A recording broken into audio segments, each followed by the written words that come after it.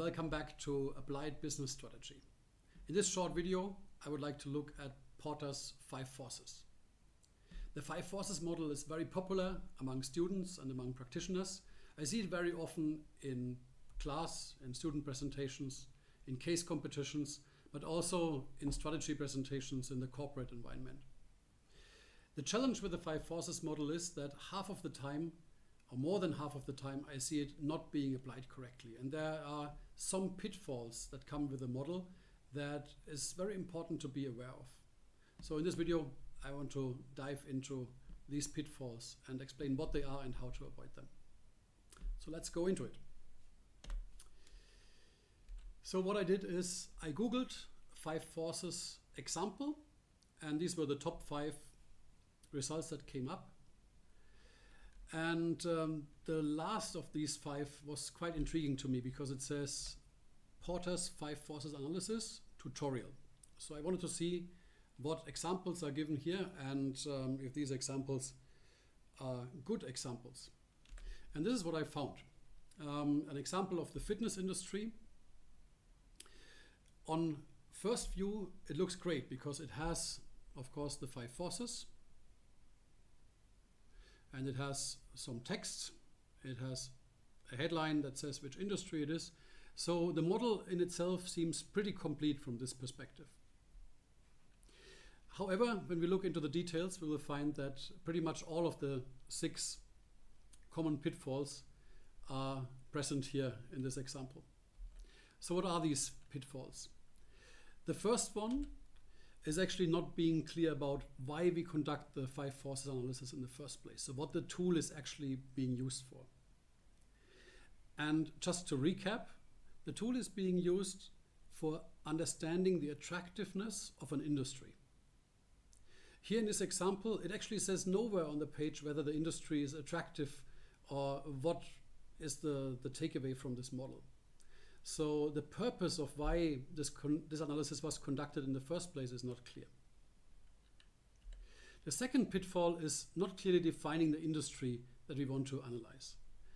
Here it says that we are looking at the fitness industry, but when I look through the text and also through the details that are provided here, I can find nowhere whether this is about the gym industry or whether it's about sports clubs or whether it is about fitness supplements or health supplements. So the boundaries and the definition of the industry are not clear at all. The scope is not clear. The third pitfall is not to assign at least some kind of relative evaluation, some kind of rating to each of the forces. So if we look at some of the forces here, and let's take threat of substitution as an example. The text here says lack of service-oriented business model, lack of customer needs, low customer switching costs. So these 3 bullet points tell me nothing about whether there is a high threat of substitutes or a low threat of substitutes, whether we need to take this very serious or not. And similar for the other forces as well. So that aspect is clearly missing here. Then what I often find is that people mix up competitive rivalry and substitutes. To be honest, in this case, it is not entirely clear. So in competitive rivalry here, it talks about too many competitors, lack of differentiation, low in company scale, lack of collaboration, and threat of substitutes we read already. But it doesn't tell what the substitutes are, what is considered here as a substitute and what is considered here as a competitor. So this point is entirely unclear. Point number 5 is to be quite vague and unspecific in the qualitative assessment of each force. And we find that here. For example, it says too many competitors. But what is too many competitors? 1 competitor, 5 competitors, 10 competitors? It is not specific enough what we mean by too many competitors and how we define this.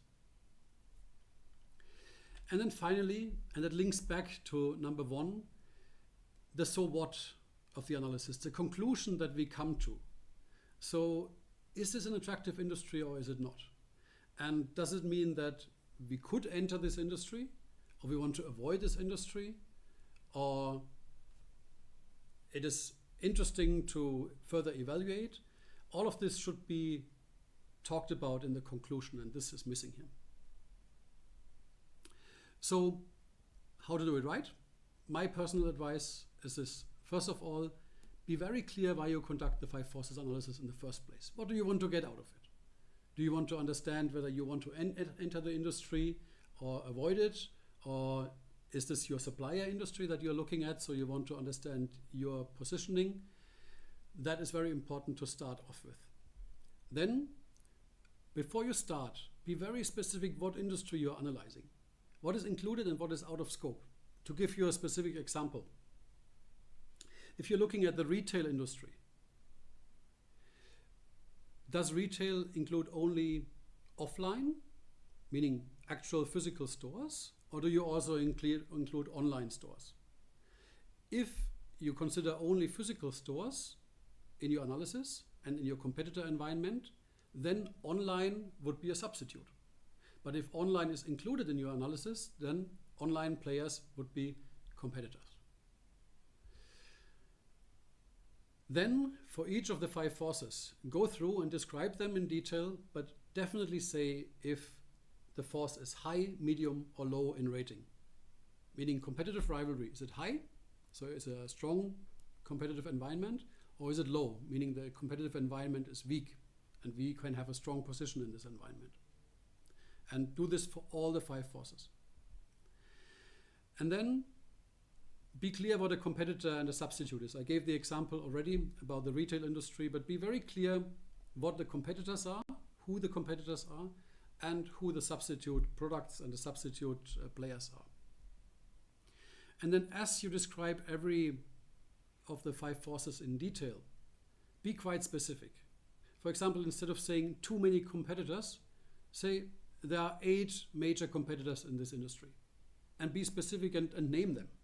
Yeah, this is also part of the analysis. And then finally, at the end, after you're done, provide a so what. So what is the conclusion? What is the takeaway? What do you want the decision makers to do after they read through your analysis and understand the industry better? So this is my advice. The 5 forces model is a great model to understand an industry, and it will continue to be popular, but it needs to be used correctly. And I think one of the learnings here is also when you find examples on the internet, check first whether these examples are actually good examples. Not everything that is on the internet and that looks good on first view is actually so. Thank you very much for watching.